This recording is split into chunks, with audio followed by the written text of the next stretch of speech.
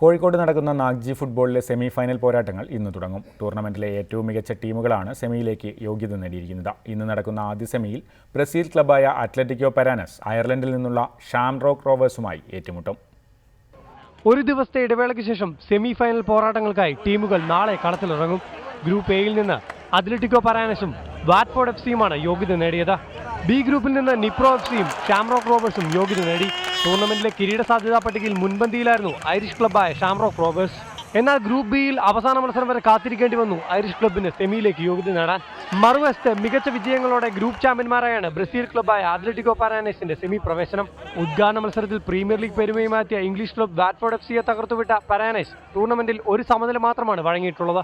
ടൂർണമെന്റിലെ hot ഫേവറേറ്റുകളായ Atletico പരാനസിന് തന്നെയാണ് ഈ മത്സരത്തിൽ മുൻതൂക്കം. ടൂർണമെന്റിലെ രണ്ടാമത്തെ സെമിയിൽ ഉക്രൈൻ ക്ലബ്ബായ നിപ്രോയും ഇംഗ്ലീഷ് ക്ലബ്ബായ വാറ്റ്ഫോർഡ് എഫ്.സിയും തമ്മിലാണ് മത്സരം. ടൂർണമെന്റിലെ ഏറ്റവും ശക്തമായ പ്രതിരോധമാണ് ഉക്രൈൻ ക്ലബിന്റേത്. ഇതുവരെ ഗോളൊന്നും വഴങ്ങാത്ത പ്രതിരോധ നിര തന്നെയാണ് ഉക്രൈൻ ക്ലബിന്റെ ശക്തി. മറുവശത്ത് പ്രീമിയർ ലീഗിന്റെ പരിചയവുമായാണ് വാറ്റ്ഫോർഡ് എഫ്.സിയുടെ വരവ്. പ്രവചനങ്ങൾക്ക് അതീതമായ ഫുട്ബോളിൽ എന്തും സംഭവിക്കാമെന്നത് ടീമുകൾക്ക് പ്രതീക്ഷ നൽകുന്നു. Sports desk reporter.